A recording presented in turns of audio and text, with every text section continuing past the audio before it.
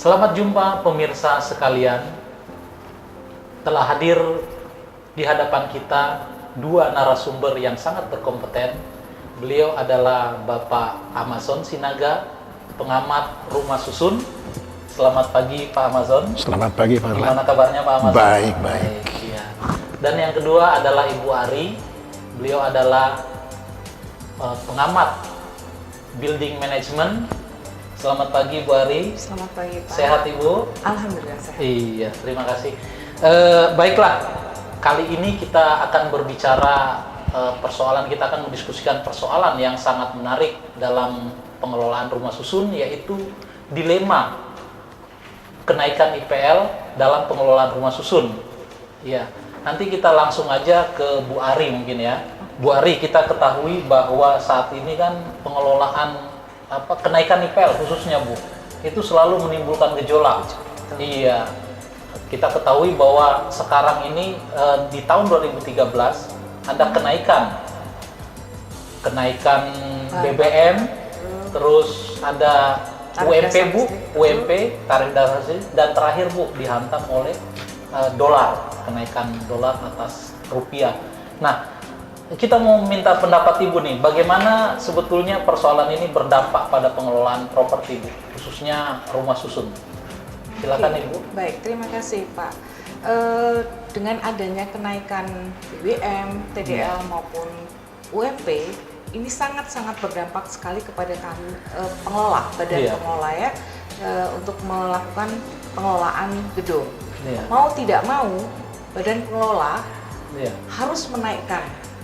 Kalau tidak dinaikkan, maka akan mengalami defisit. Disinilah problem yang dialami pengelola menjadi dilematis. Kalau kami mau pengelola menaikkan, ada sesuatu yang tidak bisa dijalankan karena penghuni protes atau dan sebagainya. Tapi kalau tidak dinaikkan, posisi keuangan akan menjadi defisit. Iya, Bu Ari, kalau kita lihat ini kan ada kenaikan ini yang cukup signifikan. Dalam pengelolaan ini di mana aja Bu?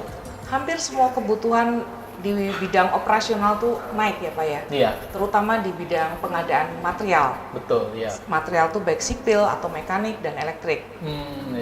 Demikian juga dengan chemical. Iya. Biaya chemical juga cukup lumayan tinggi untuk perawatan kolam renang dan STP. Yang lebih kami rasakan di pengelolaan adalah upah karyawan.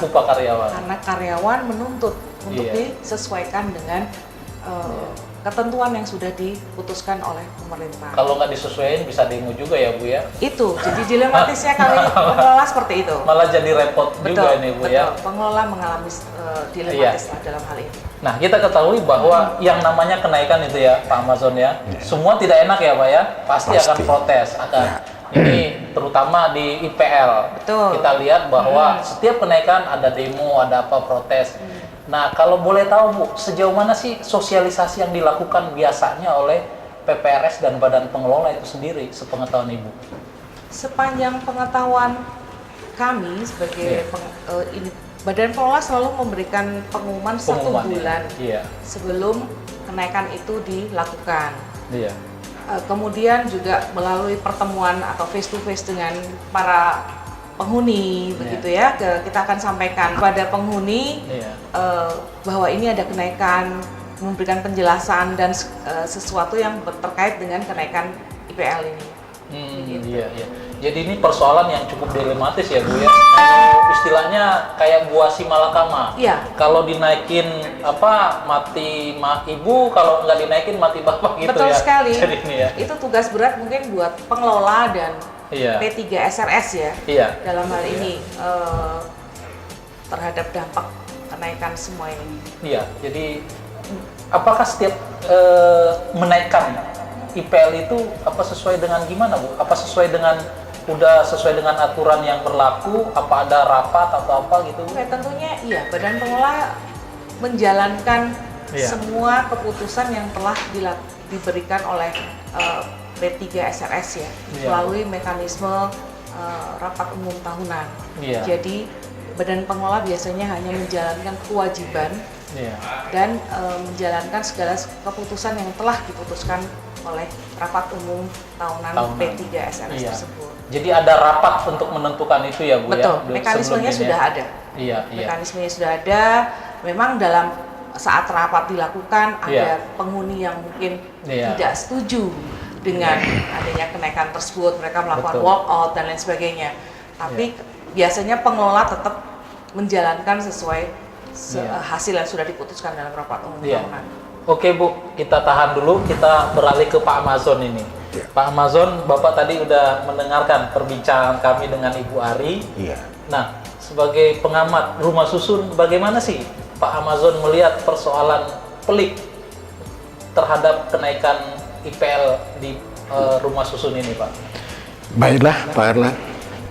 Saya melihat bahwa masyarakat kita ini, persoalan yang dihadapi oleh masyarakat rumah susun, Iya. masyarakat apartemen ini, sebenarnya adalah budaya masyarakat kita yang belum sepenuhnya menyadari apa hak dan kewajibannya, tanggung jawabnya.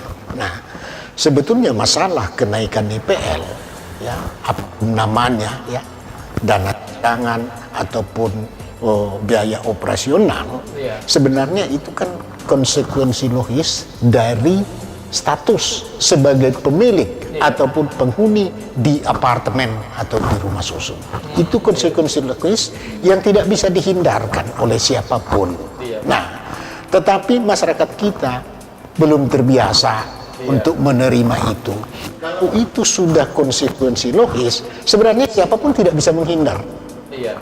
Dan jangan berusaha menghindar. Jadi istilahnya kenaikan ini udah pasti. Sudah Ya, pasti. ya, ini ya. Itu adalah merupakan konsekuensi logis seseorang tinggal di apartemen atau di rumah susun. Iya. Nah, jadi jangan dihindarkan, justru harus diselesaikan. Dihadapi itu. Karena sepahit apapun kenaikan itu, tidak mungkin orang lain yang menanggung itu.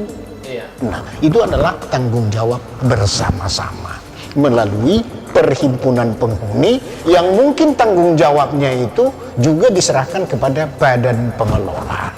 Iya. Itu. Tapi nilai yang harus ditanggung itu adalah didistribusikan kepada semua penghuni rumah susun itu untuk menanggungnya secara bersama-sama. Iya.